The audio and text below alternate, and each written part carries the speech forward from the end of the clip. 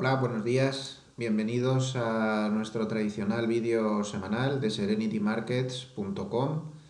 Le habla José Luis Cárpatos y vamos a intentar explicar por lo que ha pasado en esta semana, que ha sido bastante negativa. Hoy empezamos un poquito más tarde, son casi las 11. Y resumiendo mucho la semana, pues tenemos que el Dow Jones ha perdido 2,2%. El SP500 ha perdido 2,2%, el Nasdaq ha perdido 2,5%, y lo más interesante ha sido que el Dow Jones de transportes ha enlazado al cierre del viernes 11 sesiones consecutivas a la baja. Está destacado en todos los titulares, en todas las crónicas, porque es la primera vez desde 1972 que baja tantas sesiones consecutivas. Voy a intentar poner el gráfico, a ver si lo encuentro. Creo que es este. Bueno, pues ahí lo tienen. 1, 2, 3, 4, 5, 6, 7, 8, 9, 10 y 11. 11 sesiones consecutivas a la baja. Bueno, estos son velas Heiken Ashi, pero ya saben que esto no quiere decir que haya bajado todas estas. Las velas Heiken Ashi a veces son rojas y ese día no ha bajado, pero en este caso sí es así. 11 sesiones consecutivas a la baja.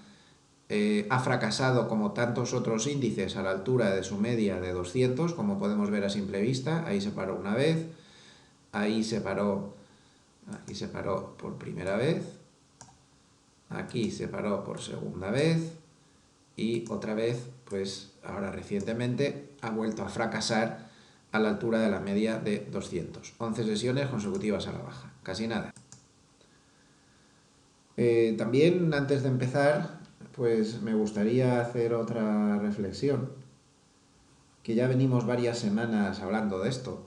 No sé si recuerdan que hace un par de semanas o así puse como primera clave de la semana algo que seguro que les pareció una tontería, que era este gráfico. No sé si recuerdan, se lo puse como clave de la semana y estuvimos advirtiendo sobre lo que esto significaba, si recuerdan. Este es el gráfico de los bajistas que salen en la encuesta de la Asociación Americana de Inversores Individuales. Y si recuerdan, pues les comentaba, bueno, hace 15 días no, se lo dije la semana pasada, el 28 de febrero, para ser exacto, el sábado 2, vamos, la semana pasada. Les advertía que cuidado. La verdad es que me falla la memoria, porque yo hubiera dicho que esto lo advertí 15 días antes, pero no, está claro. Se lo dije en este pico, recuerdo que les señalé aquí, les dije, los bajistas están en el 20%, malo. Es decir, no hay bajistas. Es decir, los particulares tenían un sentimiento de inmunidad, de que esto no podía bajar. Como no para de subir, como lleva todo ese tramo subiendo con una sobrecompra extraordinaria, pues los particulares estaban extremadamente optimistas. Esto hay que mirarlo por aquí, no por como todo el mundo cree, mirando los alcistas, porque los alcistas no es significativo. Donde se ve de verdad lo que tiene poder de predicción son los extremos del número de bajistas. Los alcistas también, si es que llegan a un número extraordinario, pero es más fino lo de los bajistas. Si recuerdan, les ponía un gráfico de largo plazo para que se viera que las llegadas al 20% pues siempre significaban problemas en las bolsas. Y así ha sido. Perdón. Bajistas entre los individuales no había. Pues mire, 1, 2, 3, 4, 5. Aquí se dio la lectura de la encuesta, más o menos aquí. Y no nos debe extrañar esto. Y así es como quería empezar la crónica de hoy. Ahora vamos a hablar de Draghi, de China, de todas las historias y de todo lo que queramos. Pero yo cada vez soy más escéptico de todo y cada vez creo que el mercado se lee por las alcantarillas en lugar de por los titulares.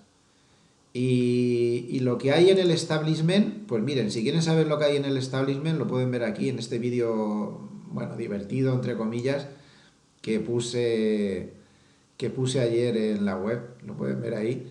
Es una escena de la película del Lobo de Wall Street, como saben es una película bastante dura, aunque está hecha en una clave de comedia dramática y tal, pero la escena del restaurante donde el alto directivo del broker le explica al protagonista, al lobo de Wall Street, de qué va el negocio es impagable. La escena se llama La Filfa.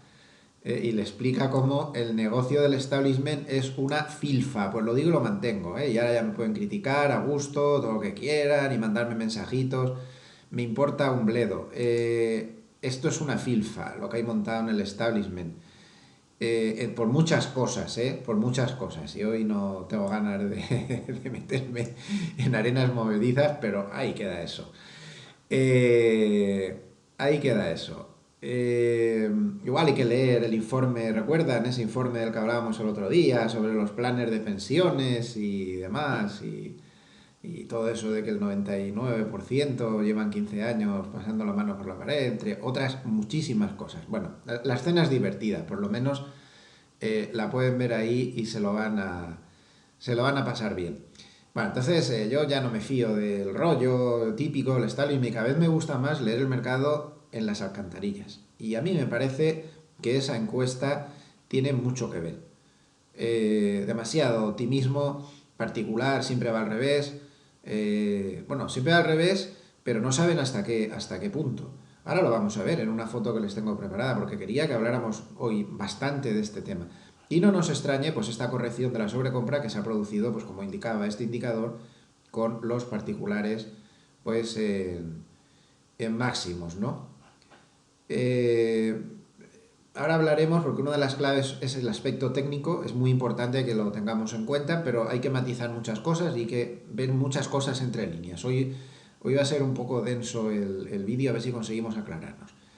Antes de entrar en materia, me gustaría, ya que estamos hablando del tema de los particulares, mostrarle este curiosísimo gráfico que he visto hoy en el Twitter de Luque de Morningstar.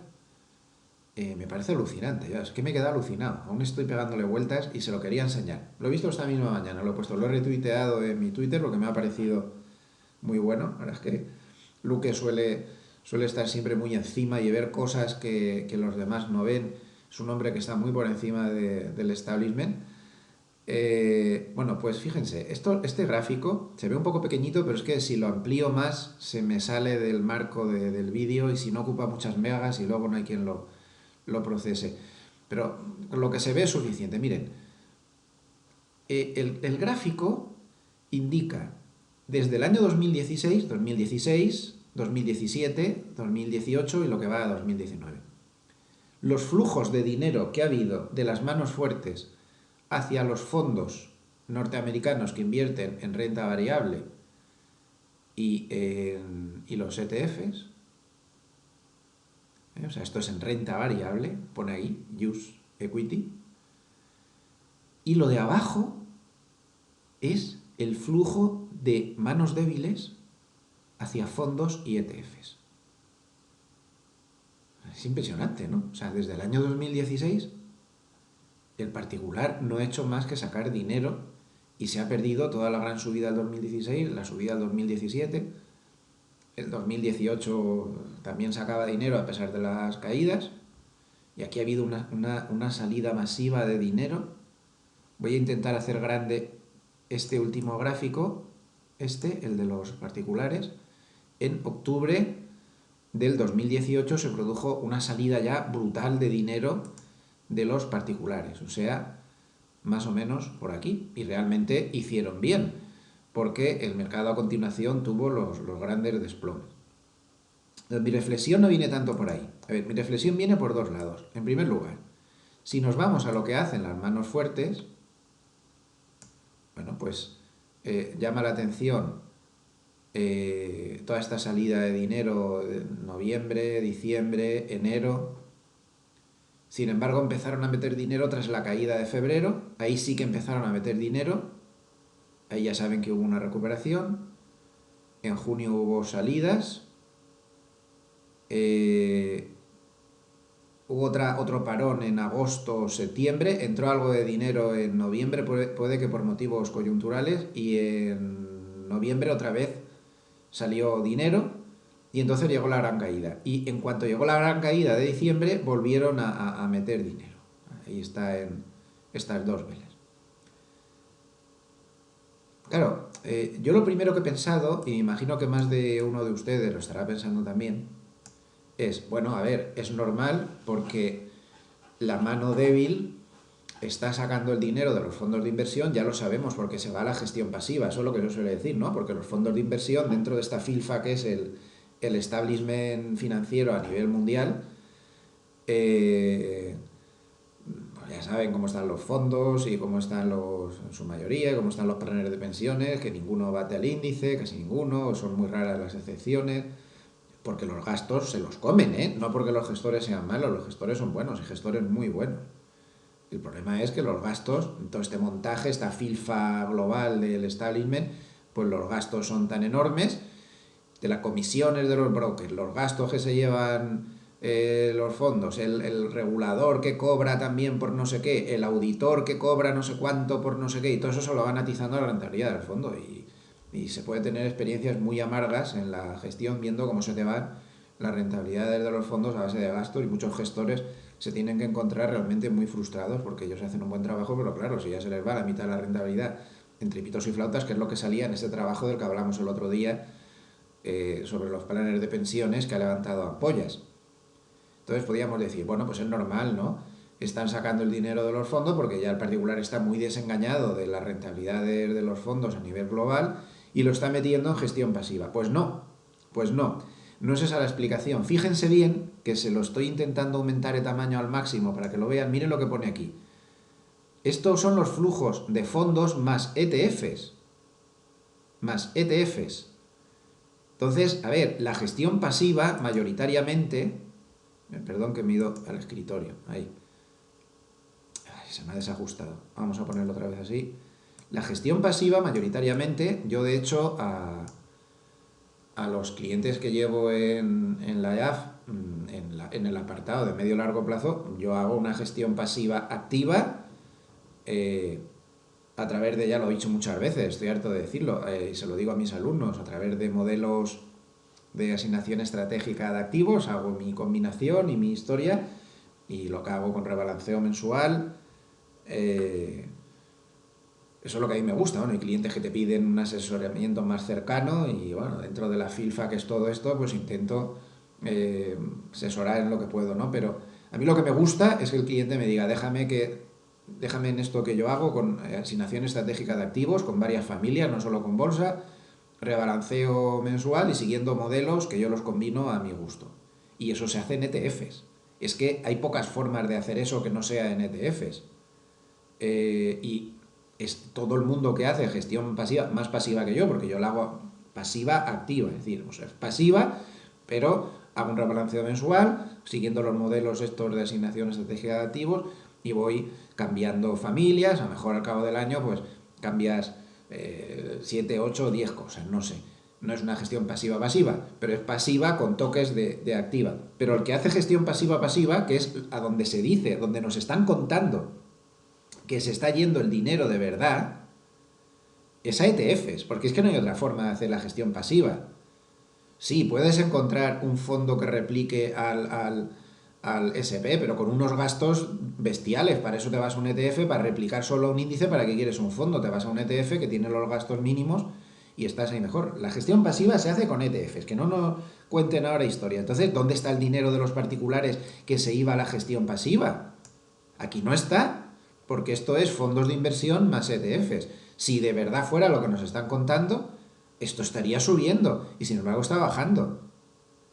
A ver, es una evidencia que hay mucho particular que está metiendo dinero en ETFs de gestión pasiva. Eso es verdad. Y está demostrado con otras tablas y con otros estudios. Entonces, la única explicación que encuentro a esto es que la barbaridad de dinero que están sacando los particulares de los fondos de inversión, absolutamente desengañados por todo, más su propensión al sentimiento contrario, pero tampoco es eso, porque aquí habrían estado metiendo dinero antes de las grandes caídas y no ha sido así. Realmente es que se están yendo de verdad. Entonces la única explicación es que el dinero que sacan de los fondos de inversión es mucho más que el dinero que meten en los ETF de gestión pasiva. Luego nos están contando una milonga de que el particular está simplemente cambiando el dinero de los fondos de inversión en bolsa, muy desengañados por los resultados de los últimos decenios, y pasándolos a gestión pasiva de ETF. Eso no es verdad. Alguno puede que lo esté haciendo, pero a nivel de grandes flujos, en particular lo que está es hasta las narices y se está yendo. Eso es lo que nos muestra este gráfico y eso es preocupante. Al final se está echando al particular del mercado. A mí me ha preocupado mucho este gráfico. Igual lo estoy interpretando mal, cuidado. Luego ya las manos fuertes, pues estos van a su aire, pues a veces entran, a veces salen, pero aquí sí que hay esto. Y desde luego que el particular domine los ETFs con la gestión pasiva es otra trola, porque está mirando los datos y lo que hay en los ETFs, la inmensa mayoría del dinero que hay en los ETFs, y me ha costado mucho encontrar los datos, es de institucionales. Los datos son aplastantes y concluyentes. El ETF es marginal. Perdón, dentro del ETF es marginal el inversor particular. Con lo cual, el inversor particular lo estamos echando del mercado. Entre unas cosas y otras. Y pues es importante que lo tengamos esto en cuenta, ¿vale? Bueno, solo lo hago un poco como reflexión un tanto dura, pero que creo que es necesario tal y como están las cosas. Bueno, vamos a dejarnos de filosofía parda y vamos a ir a analizar el mercado, que hace mucha falta. Vamos a ver. Al cierre de ayer. Al cierre de ayer, al final, Estados Unidos consiguió darse la vuelta. Ahí lo tienen. El dato de empleo, el BCE, no sé qué, el enfriamiento económico y toda la historia, y sobre todo ese dato de empleo tan malo parecía que nos iba a perjudicar, pero al final no fue así. Claro, es importante que precisemos a santo de qué se dio la vuelta al final, porque puede ser significativo, ¿no? Nos puede ayudar en el análisis. Si ponemos el gráfico de 5 minutos, como vemos, la sesión iba bastante torcida y sobre las 9 de la noche más o menos, cuando faltaba una hora para el cierre, pues el mercado se dio la vuelta, volvió a caer otra vez en esta especie de lateral que había formado en el gráfico de 5 minutos y en los últimos 20 minutos dio un tirón. Bueno, pues me he estado leyendo todas las crónicas de cierre de ayer y vamos, las que siempre me parecen más fiables, lo que dicen es que nadie tiene ni puñetera idea de por qué se dio la vuelta ayer el mercado al final. La teoría más popular es que el mercado hizo una segunda lectura y se dio cuenta que el dato de empleo no era tan malo porque había sido provocado por efectos estacionales y por el cierre del gobierno por esto que forzó Trump, por lo del muro y todas estas cosas. A mí estas cosas, hoy es que me levantaba ya ven, ¿no? A mí estas cosas, vale, o sea, de repente el mercado cuando falta 20 minutos para cerrar se da cuenta de que, bueno, de este dato que me han publicado a las 2:30 y que no me gustaba nada y que me ha llevado a mínimos 4 horas después, a las 5 horas ahí sí que hago un segundo análisis y me doy cuenta que es que estaba afectado por datos estacionales. Bueno, por favor, vamos a ser un poco serios. El mercado se dio la vuelta, pues porque, yo qué sé, pues porque no siempre todo se puede explicar, pues porque habría mucha gente corta durante la semana que se quiso cerrar y tomar beneficios, o al revés, o gente que pensaría que ya había caído bastante y tomaron posiciones ahí al final, pero no le busquemos tres pies al gato. Y esta versión oficial de que es que de repente el mercado vio que se podía hacer una segunda lectura del dato de empleo y que estaba afectado por factores estacionales y por el cierre de empleo, pues hombre, pues no me parece muy serio. ¿Es verdad que estaba afectado por eso? Pues puede ser. No sé, el dato de febrero estaba afectado por el cierre de empleo del gobierno de enero. Pues no sé hasta qué punto. Además, los sectores que más empleo perdieron no me parece a mí que estuvieran muy afectados por el cierre del gobierno. Construcción, sobre todo, perdió muchísimo. A mí me parece una excusa barata. De hecho, la soltó Kudlow a los pocos minutos de publicar el dato de empleo. Trump salió con otro con otro tuit, perdón, a los 5 minutos diciendo que el dato de empleo no era malo, sino que era bueno porque había subido los ingresos por hora de los trabajadores y que total quedaba lo mismo porque iba a haber un acuerdo maravilloso con China que el mercado iba a subir al infinito y más allá. Eso dijo poco después. O sea, la propaganda institucional salió al rescate de las bolsas intentando convertir un dato que era malo a rabiar en bueno, pero en fin. ¿Que puede ser estacional? Pues puede ser. La verdad es que en todo el último tramo, los últimos 3 años así, ha habido 2 o 3 veces en los cuales ha pasado esto, que de repente un dato de empleo se ha ido muy abajo, se esperaba más 180.000 y se ha ido a 20.000, y al mes siguiente volvía a dar más 250.000. Esto ha pasado 2 o 3 veces. Puede ser. Realmente lo sensato es esperar a un segundo informe. Tampoco nos hace falta esperar a un segundo informe para saber ya que estamos en un enfriamiento económico y ya está. Con lo cual, pues tampoco hay que darle vueltas. Pero en fin, es lo que hay. Sea por la razón que sea, el mercado se dio la vuelta a última hora y esto nos va a salvar porque este tirón final que no está descontado en Europa, pues hará que el lunes pues podamos abrir con un poco de gap al alza compensando lo que ha pasado aquí. Powell ha hablado también ya mercado cerrado, en plan tranquilizador y todo eso, y se han dado datos de China este fin de semana también, de IPC, PPI, que ya veremos pues, cómo se los termina de tomar el lunes la bolsa. Pero bueno, se dio la vuelta al final, lo vemos aquí reflejado en divisas. Pues al final el euro terminó recuperándose un 0,33, la libra bajó 0,57 y el yen japonés pues se mantuvo fuerte actuando como valor refugio en medio de todas estas turbulencias. Esto fue más o menos el cierre de ayer. Eh, Interesante, vamos a decirlo como clave 4,5 de la semana, lo que ha hecho el petróleo durante toda la semana. Y ha estado muy interesante porque aquí es una lucha tremenda entre los tuits de Trump. Hay que recordar que Trump, justo aquí donde tengo la línea, puso el tuit diciendo que el precio del petróleo estaba demasiado alto. Y fíjense qué poder tiene este hombre. Desde que puso el tuit, el petróleo se ha limitado a oscilar sin pasar el nivel en el que estaba cuando Trump puso el tuit.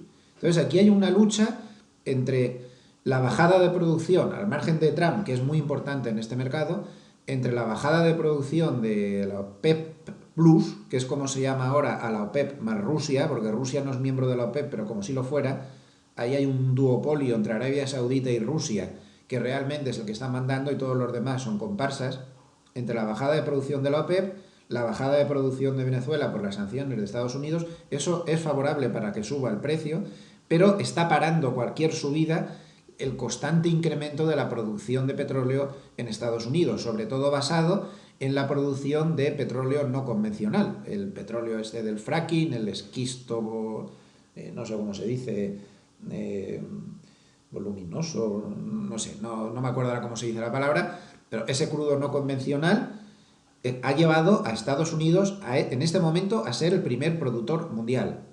Antes de que empezara Estados Unidos con eso, solía ser el tercero. Estaba por delante Rusia, muy por delante Arabia Saudita, pero Arabia Saudita hace mucho que le pasó y recientemente ha pasado a Rusia. Y es tal el incremento de la producción de Estados Unidos que además de haberle llevado a ser el primer productor mundial de petróleo, además está compensando la rebaja de producción de la OPEP. La gran pregunta es, ¿hasta cuándo va a soportar la OPEP y Rusia estar conteniendo la producción, que son menos ingresos en su contabilidad nacional, unos países que dependen exclusivamente de esto? Arabia Saudita ha tenido graves problemas presupuestarios en los grandes ciclos de caída del petróleo porque no le salían las cuentas y parece que estén todos forrados. Y Rusia, que es en proporción renta per cápita por bastante más pobre, pues ni les cuento. ¿Hasta cuándo van a aguantar? ¿Van a seguir aguantando los rusos y los árabes a que Estados Unidos les vaya comiendo cuota de mercado, que ellos cada vez sean más irrelevantes y Estados Unidos cada vez más importante? Esto comercialmente a mí no me parece una buena táctica, que yo siga poniendo rebajas en mi supermercado cuando el supermercado de enfrente está al revés, vendiendo cada vez más caro y está forrando mientras yo me estoy arruinando con las rebajas. Pues no sé, yo no puedo seguir perdiendo cuota de mercado. Bueno, perdón, sería al revés. El de enfrente está con las rebajas y yo estoy con los precios altísimos y no me entra, cada vez me entra menos gente a la tienda. Al final tendré que ponerme como el supermercado de enfrente porque si no nos vamos a arruinar. Pues ya veremos. Con todo esto que les quiero decir, que o levanta Estados Unidos el pie del acelerador y eso parece poco probable, o el precio del crudo está condenado a que no va a poder subir mucho más de aquí o un poco más, pero no va a llegar a niveles preocupantes. ¿Y esto qué va a causar? Pues que la inflación va a estar contenida. La inflación va a estar contenida y no va a haber problemas para los bancos centrales pues para seguir con políticas bastante moderadas. Bueno, perdonen el rollo, pero como les he dicho, me he propuesto firmemente analizar más las cosas que no se analizan, porque creo que ahí es donde están las claves, que los rollos típicos, que a esto le voy a dedicar menos tiempo, que es lo que vamos a empezar a partir de ahora. Excusas oficiales para todo lo que ha pasado durante la semana. Es decir, una semana de bajadas, una semana complicadilla. A pesar de que empezábamos la semana con la buena noticia de que el Eurostoxx rompía su media de 200. Bueno, pues no ha servido de nada porque cierra la semana apoyándose justo en su media de 200. Vamos a ver qué pasa si ahora hace un pullback y rompe el máximo. Puede ser una señal de compra bastante valiosa, a pesar de la sobrecompra que sigue sin corregirse, pero aún así este tipo de movimientos, ruptura de la media, pullback y ruptura del máximo, son la confirmación de la ruptura. Y si se vuelve a meter por debajo de la media de 200, pues tampoco pasa nada, porque la subida es tan grande que alguna vez tendrá que corregir y no pasa nada. Eso es lo normal en el mercado. Bueno, pues primera clave de la semana, sin ningún género de duda, el Banco Central Europeo. El Banco Central Europeo ha entrado en escena y ha provocado movimientos muy importantes. El primer movimiento que ha provocado es el desplome del euro. Estos son 5 minutos, ya decía yo, digo, qué gráfico más raro que me está saliendo. Ha provocado el desplome del euro, ahí lo tienen, que está amagando con romper el movimiento lateral en el que está atrapado. Es un movimiento lateral desesperante para los que nos gusta Forex. Es un rollo, porque es que nos ha quitado de en medio un par que daba muchísimas operaciones y muy buenas, pero es que aquí no se puede operar desde hace meses. Bueno, pues está justo en el suelo del lateral. Decir que esto ha roto el lateral es poco prudente. Por análisis técnico, pues tenemos que tener en cuenta que esto es un mero pequeño rebasamiento. No parece, yo no las tengo todas conmigo de que vaya a romper el lateral, pero bueno, lo ha intentado. El poder de lo que dijo Draghi fue muy importante y muy negativo para el euro. Sin embargo, para los bonos, pues ha sido todo lo contrario. Esta es una reacción lógica, la que ha tenido el euro y la que han tenido los bonos, muy lógica. Los bonos han tenido todo lo contrario. Desde que habló Draghi, la cotización del bono alemán y de los bonos europeos también se ha disparado al alza y las rentabilidades a la baja. Entonces llama la atención como bonos periféricos que habían sufrido mucho, pues gracias a todo esto, aquí tienen el bono italiano, pues miren la bajada de rentabilidades. Este es un gráfico de rentabilidades, no de cotización. Fíjense cómo ha caído violentamente la rentabilidad del bono italiano. Todo pues en línea con esto que estamos mostrando aquí. Bonos fuertemente al alza, euro fuertemente a la baja. ¿Y las bolsas? Pues mal, no se lo han tomado bien. Vamos a explicarlo. Lo que ha pasado es que el Banco Central Europeo, el jueves, dando una sorpresa a los mercados, fue mucho más dovish de lo que se esperaba. Ya saben que la palabra dovish, no sé si la pronuncio bien del todo, la palabra dovish, bueno, pues significa en el argot de bancos centrales que el Banco Central ha estado suave, no ha sido duro.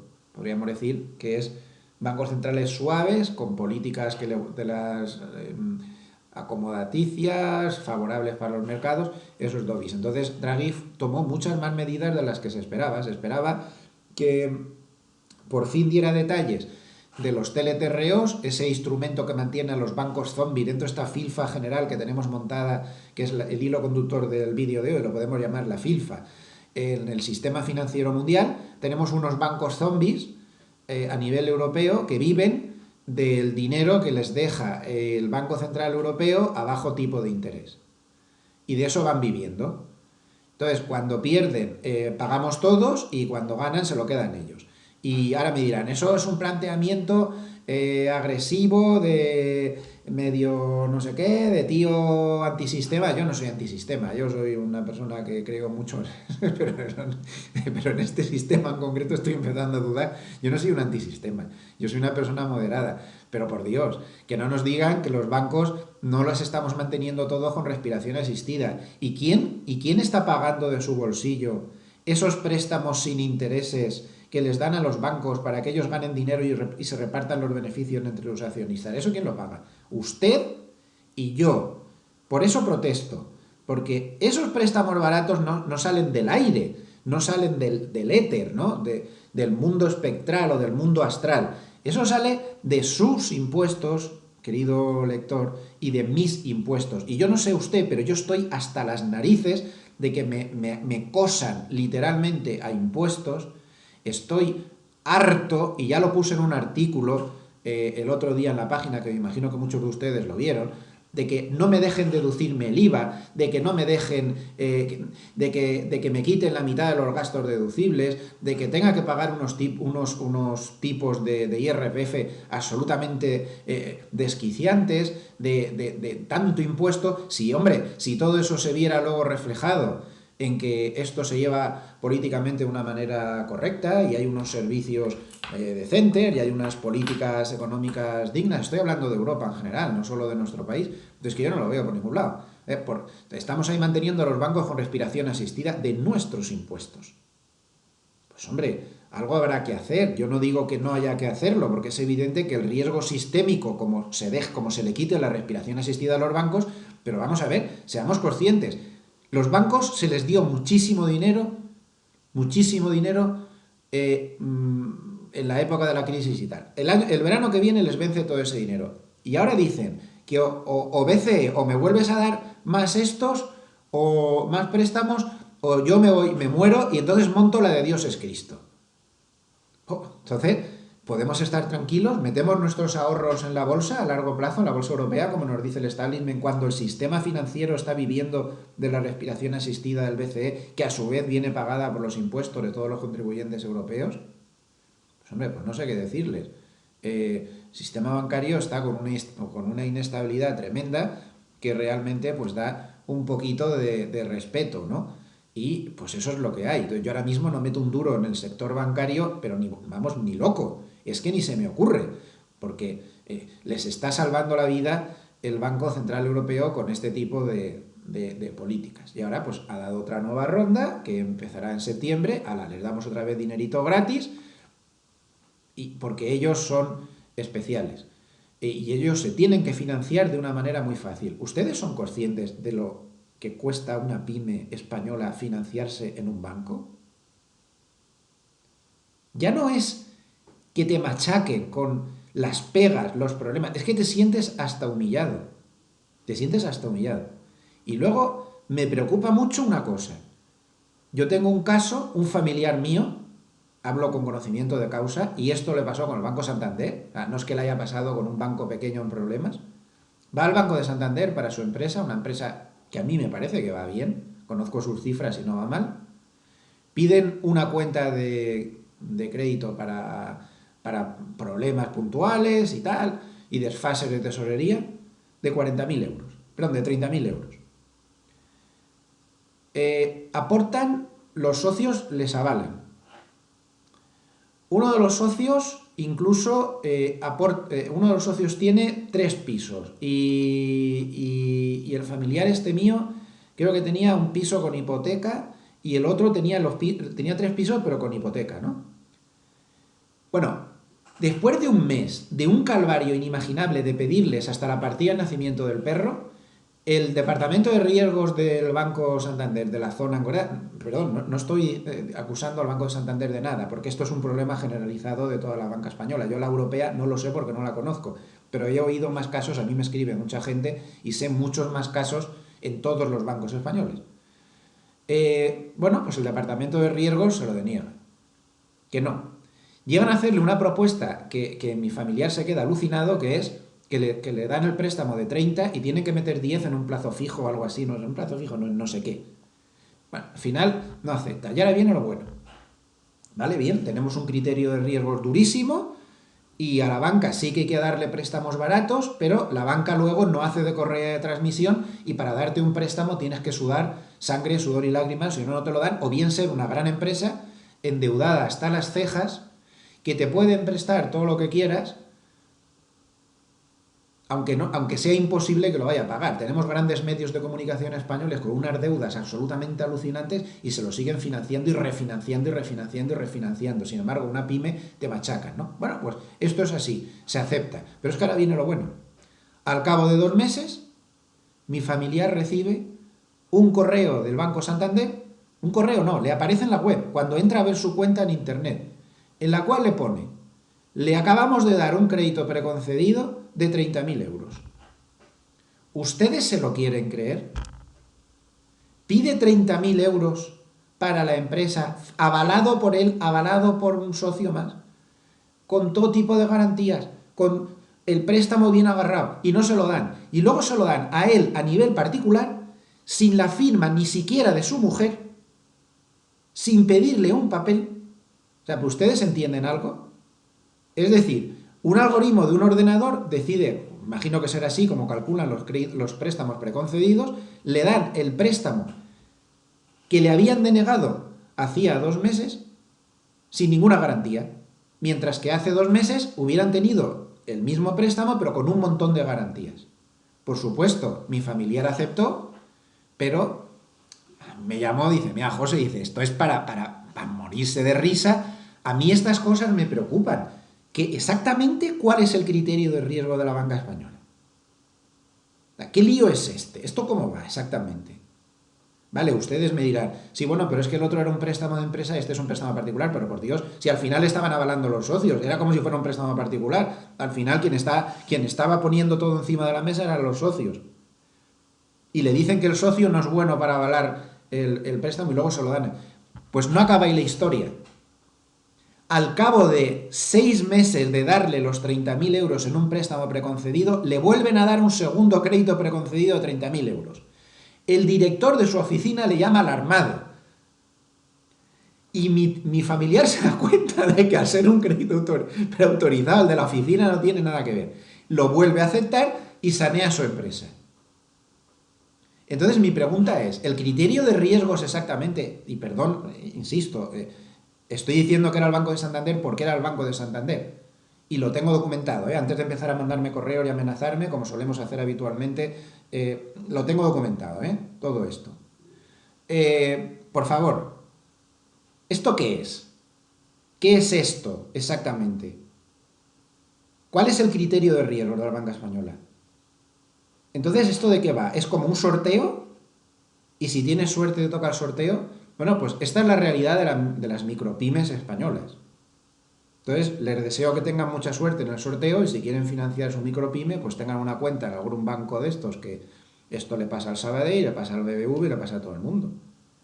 Entonces, pues vayan a ponerlo. Los hechos son los que son. A mí me parece que esto no es forma de proceder. La dureza de los departamentos de riesgos con las micropymes y cuando pides préstamos a nivel particular es extraordinaria y sin embargo se están dando créditos preconcedidos sin mirar los parámetros del ordenador. Está muy bien, pero digo yo que esos mismos parámetros del ordenador cuando los ve el departamento de riesgos son los mismos, ¿no? Entonces, ¿en qué quedamos? ¿Estamos en plan duro o no estamos en plan duro? A mí personalmente me han llegado préstamos preconcedidos, pero por un tubo. Por un tubo. Y a mí no me están pidiendo la garantía de mi esposa, por ejemplo, ni me están pidiendo un papel. Hombre, me considero una persona solvente, pero ¿y el algoritmo está seguro? Por mis movimientos bancarios es suficiente. ¿Y entonces por qué no son suficientes mis movimientos bancarios? Los míos no, ahí estoy hablando de mi familiar. En el mismo caso que yo, este familiar con su empresa, cuando esos mismos movimientos bancarios son los mismos. Y para ahí no vales porque hay un departamento de riesgos por en medio que se lo carga todo, si eres una micropyme. Y si no, el algoritmo decide. Pues no sé. Yo creo que este es un problema, ¿vale? Y denuncio el caso porque creo que esto alguien debería dar un toque en algún sitio. Y el Banco Central Europeo ha tenido muchas ocasiones en las que se ha visto tremendamente frustrado porque la banca es incapaz de ser una verdadera correa de transmisión de las políticas que quiere el BCE. Bueno, el caso es, que me estoy yendo por las ramas, que esto ha sido una de las grandes claves de la semana. Estas decisiones del Banco Central Europeo han aplazado las subidas de tipos a mucho más adelante, como era lógico. Han decidido sacar los teleterreos ya con todo tipo de detalles y muy favorables para los bancos. También la verdad es que era lógico. Y Draghi, sobre todo, y esto ha sido lo que menos gustó al mercado, Draghi bajó las previsiones de inflación y de crecimiento y, francamente, las previsiones de crecimiento las bajó muy por debajo de lo que se creía el mercado. Apenas cree que la zona euro pueda crecer un 1% este año. Esto enlaza con la clave número 2 de la semana, que sería el enfriamiento económico. La gran parte del perjuicio bajista que ha tenido la bolsa durante la semana, pues hay que achacarla a ese enfriamiento económico global que estamos teniendo por todos los sitios. Ese enfriamiento global se ha visto incrementado con malos datos macro en China. Ayer, por ejemplo, el dato de exportaciones estaba en el peor nivel de 3 años. En Alemania se dio ayer un dato horroroso de pedidos de bienes industriales en mínimos de 7 meses. Y sobre todo, lo que peor ha ido ha sido los datos de PMI. El problema de este enfriamiento está en manufacturas, en el sector industrial, no tanto en servicios. El de servicios está aguantando mucho mejor todo este follón. Sin embargo, el de manufacturas está pasándolo realmente mal. Y este enfriamiento económico, hay mañanas que te levantas con una lluvia de noticias que a las bolsas les está perjudicando lo suyo. Y lo ha hecho durante la semana. Por ejemplo, recuerdo que una mañana nos levantamos, el Banco de Canadá había cambiado radicalmente de opinión respecto al estado económico de Canadá. La Reserva Federal de Australia la misma noche había cambiado también radicalmente de postura, todo, siempre a mayor debilidad, a mucha mayor debilidad. Alemania, China, el propio Estados Unidos con ese mal dato de empleo de ayer y otros datos macro que han salido también bastante malos, sí, casi siempre los relacionados con manufacturas y con sector industrial, y esto pues ha terminado de preocupar bastante. Enlazaría esto con la clave número 3 de la semana, que es China, evidentemente. Durante la semana que ha pasado, pues que hemos seguido, este era un tema que era muy sensible para el mercado, pero nos hemos encontrado con la sorpresa que el mercado ha empezado a dejar de hacer caso de las noticias que le llegan de China. Desde que a principios de semana salieron un montón de noticias que dejaban claro que ya el acuerdo va a ser un hecho. Parece, de hecho, que el acuerdo sí se va a producir, aunque Trump ha dejado caer en varias ocasiones que si no le gusta el acuerdo no lo firmaría. Pero bueno, por otro lado, la mayoría de sus bomberos y fontaneros habituales, como Kudlow y otros más, sí que dicen que la cosa va bien y tal. ¿Qué pasó? Fue como una especie, fue aquello del adagio bursátil de compra con el rumor y vende con la noticia. Desde el momento que llegaron estas noticias de que el acuerdo se daba por hecho, la bolsa dejó de subir automáticamente y se dio muchas tomas de beneficios. Pues es de suponer que esto lo que nos quiere decir es que parte del acuerdo comercial con China ya se ha descontado en esta gran subida que hemos tenido aquí. Pero ojo con esto. En esto, y perdonen que hoy me esté alargando tanto, pero hoy quería hacer un análisis de los mejores. Dentro que yo no soy nadie para hacer buenos análisis, pero bueno, en la medida de mis limitaciones, me gustaría hacer un buen análisis hoy. Ojo con esto. Ojo con esto. Vamos a intentar analizarlo. El mercado ha dado muestras de que lo tenía descontado ya lo del acuerdo. Un acuerdo que ya se sabe que va a ser un acuerdo parcial. China no va a hacer reformas estructurales de calado y parece ser que el acuerdo se va a basar en que Trump les quita aranceles y ellos van a comprar un montón de productos chinos y tienen la promesa de que en el futuro pues ya harán cambios. El problema es que, aunque quieran hacer esos cambios estructurales, no pueden. China no es un régimen democrático ni capitalista al uso de los nuestros, donde para hacer reformas estructurales pues hay unos canales y unos procedimientos y unas cuestiones democráticas. Aquello es una dictadura y es un régimen comunista, no es un régimen capitalista. Entonces, las estructuras de Estado que tiene China para hacer esos cambios, estamos hablando de que necesitaría años si es que de alguna manera esto lo puede hacer, ¿no?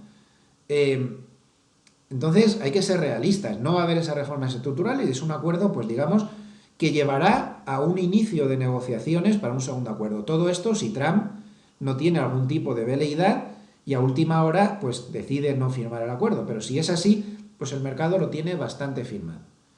Pero yo quisiera advertir de que igual estamos siendo demasiado pesimistas sobre lo que puede conllevar este acuerdo y que a lo mejor nos estamos equivocando con esto de que aquí ya está todo descontado. A ver, yo estoy con ustedes de que el mercado tiene demasiada sobrecompra, de que el enfriamiento económico indica más bien debilidad.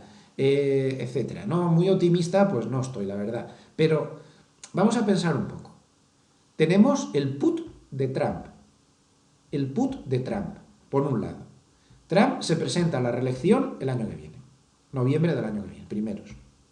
Trump ha dejado caer ya 40 veces que él no piensa dejar que la bolsa caiga antes de su reelección, porque sabe perfectamente que una bolsa desplomándose no le va a ayudar en nada en que sea reelegido. De hecho, él presume de que gracias a él la bolsa no para de subir. Bueno, no se debe mirar mucho los gráficos, porque bien es cierto que al principio subió una burrada, eso es impepinable. Bueno, la subida desde su elección fue tremenda, pero de todo este tramo de aquí ya no habla.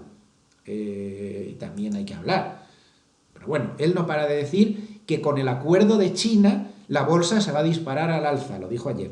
Porque él en realidad lo que está intentando es mover mercado, como por ejemplo ha hecho, como ya hemos visto en este mismo vídeo, muy eficientemente con el mercado del petróleo. Él lo que intenta es mover mercado para que la bolsa esté fuerte y en su reelección no haya peligro. Claro, también falta casi año y medio para la reelección y en año y medio puede haber sustos. De hecho, los está viendo a pesar de sus intentos de que la bolsa no se vaya demasiado lejos. Pero una cosa es que haya sustos y otra cosa es que haya un desplome sistémico y que se vaya todo al garete estilo 2000-2008. Él desde luego va a hacer todo lo posible porque eso no sea así. Con lo cual, ese put Trump lo vamos a tener ahí. Y creo que se ha demostrado ampliamente el poder que tiene con sus tweets y con sus comentarios, que se lo digan al petróleo o que se lo digan a la propia bolsa o al dólar o a todo tipo de activos. Entonces, el put Trump está ahí para casos en que volvamos a llegar a caídas como esta. Ahí se podría activar el put Trump y volvernos a dar la vuelta. Pero es que además hay otra cosa que esto me interesa más explicárselo, que es lo que decía de que cuidado con menospreciar el acuerdo entre China y Estados Unidos. Vamos a ver. La realidad es que si estamos en enfriamiento económico, como les insistía hace unos minutos, este enfriamiento económico está muy centrado en el sector industrial. De hecho, son los PMI de manufactura los que están arrastrándonos a la baja y nos están dando todos los sustos. Y cuando uno analiza, incluso el de España, por ejemplo, cuando uno analiza detenidamente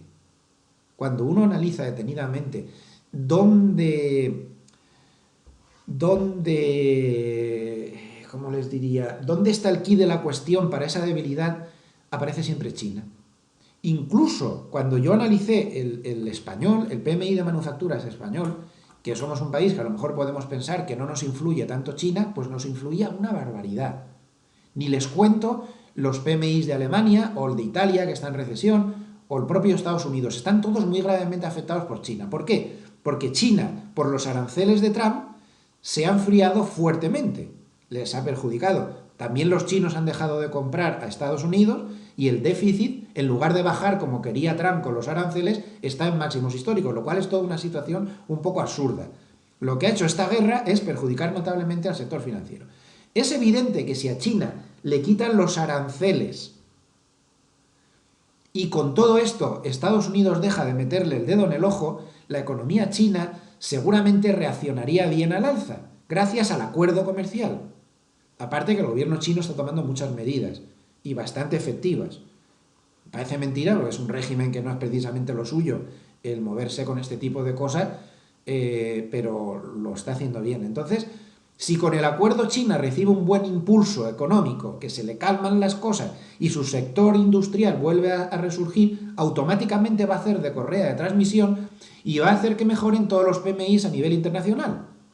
Con lo cual, el acuerdo, aunque sea parcial, podría ser lo suficientemente importante como para frenar en pocos meses el gran problema de enfriamiento económico que tenemos. Y me da la sensación que el mercado no está descontando esto para nada. Creo que el mercado no se da cuenta de que la importancia que ha tenido la guerra comercial en el enfriamiento global es máxima, es que es la verdadera razón. Con lo cual, si la guerra comercial se frena, otra cosa es que Trump entonces abra otros frentes y se ponga a ponerle aranceles a la Unión Europea, a Japón, a la India. Eso complicaría mucho, pero bueno, de momento, si quita eso a China, la economía china se podría recuperar y nos podría arrastrar a los demás y todo esto pues podría ser favorable en el medio plazo. Así que vamos a tenerlo en cuenta, hay que retorcer un poco el análisis, pero hay que darse cuenta que esto es importante. Bueno, y la última clave de la semana, y les vuelvo a pedir disculpas por la extensión de este vídeo, pero hoy quería yo trabajar esto bien, en los niveles técnicos. Los niveles técnicos, los grandes olvidados, siempre lo decimos, por los medios, es una pena, las cuestiones técnicas son importantísimas para los operadores y nos ha frenado durante la semana clarísimamente esta gran zona de resistencias que tenemos, pues lo estamos diciendo todas las semanas, ya no es algo novedoso. Esta zona de resistencia que tenemos, aquí hay un pico, aquí hay otro pico y aquí pues hemos tenido otra zona de duda justo a la altura de estos picos. A veces los niveles psicológicos como la media de 200 no son exactamente los importantes son los técnicos de verdad, y por técnico de verdad pues esta zona de resistencias ha parado al mercado. También era normal, estaba subiendo muy sobrecomprado como para poder batir a una zona de resistencias tan importantes. La caída hasta ahora, pues hombre, pues tampoco es para rasgarse las vestiduras. Está intentando perder el Kijun, que es esta línea roja del complejo Ichimoku. A mí no me hace mucha gracia cuando se pierde el Kijun, porque ya ven cómo se las gasta esto cada vez que pierde el Kijun. Ojo, vamos a ver si la semana que viene confirma la pérdida del Kijun. Si no la confirma, pues si la confirma tendremos que llevar cuidado y tendríamos que establecer, si se pierde definitivamente ese Kijun, pues un objetivo de caída, pues hay que echarle retrocesos de Fibonacci, pues hombre, hasta el 38,2%, una cosa así. Podría ser un buen tramo de caída que sanearía el mercado, esta vez sí, en su sobrecompra. El Commodity Channel Index está saliendo ya también de la zona de sobrecompra por primera vez. Ha pasado la línea cero hacia abajo desde que empezó la subida. Y ojo con ese Kijun porque nos podríamos ir aquí. Que además, en este 38,2% de Fibonacci, pues es un nivel donde también hay soporte, si se fijan. Está este pico, vamos a marcarlo, está este pico de aquí, y este otro que hay aquí. O sea, es una zona donde realmente hay buen soporte. Bueno, pues si hay que corregir, la corrección ideal estaría hasta ahí. Si eso pasara, esto es un hombro cabeza hombro invertido de proporciones siderales. Si esto pasara aquí y volviera a subir y entonces rompiera el NIC, estamos hablando de un hombro cabeza hombro invertido gigantesco, que no hay que quitarle el ojo, ¿eh? Nos llevaría a 2.950 y luego a 3.000, y a partir ya de 3.000 estaría difícil. Estos son un poco las proyecciones y los diferentes caminos por los que puede optar el mercado. Si rompe esta zona de resistencia sin corregir más, bueno, algo se ha desahogado, pero esto le restaría fuerza. Una corrección hasta aquí y luego atacar, eso le daría mucha más fuerza, pero bueno, entonces habría que poner el objetivo en los máximos siguientes, en la zona de 2.950, y ya ahí, si no ha corregido antes, seguramente le costaría bastante el subir. Y francamente, pues, hombre, todos los factores macro y todo este debate tan largo que hemos tenido durante el vídeo de hoy, pues es todo importante, pero también la ley de la gravedad es muy importante, y nada puede subir de esta manera sin terminar, para eso está la ley de la gravedad, pues teniendo que corregir un poco. Así que niveles técnicos importantes, ya hemos visto el Dow Jones de transporte que también estaba atrapado ahí en estos niveles técnicos, y el Nasdaq está exactamente en la misma situación. El Nasdaq diario está atascado directamente en la media de 200, porque esos dos picos previos que tenía el S&P 500, el Nasdaq los tenía a la altura de la media de 200, que sería este de aquí y este de aquí. Bueno, pues se ha vuelto a parar en el mismo sitio y no ha conseguido romper la media de 200. Pues no tiene nada de raro con un estado de sobrecompra así. De momento, desde el punto de vista técnico, pues tampoco hay que marearse mucho. No está de más que demos un vistazo al gráfico semanal, que fue el que realmente nos marcó la última subida de una manera bastante buena, no el del S&P 500. El gráfico semanal, si recuerdan, con el toque en la media de 200 fue el que frenó la gran caída. Bueno, pues en el gráfico semanal también vemos que se había llegado a la altura de la nube Ichimoku, un nivel también difícil de pasar, y ahí pues se ha neutralizado un poco la subida. Ya saben que dentro de la nube hay niebla, y es un poco la regla mnemotécnica, y significa pues que el mercado está pues un poco más neutral, un poco más tranquilo.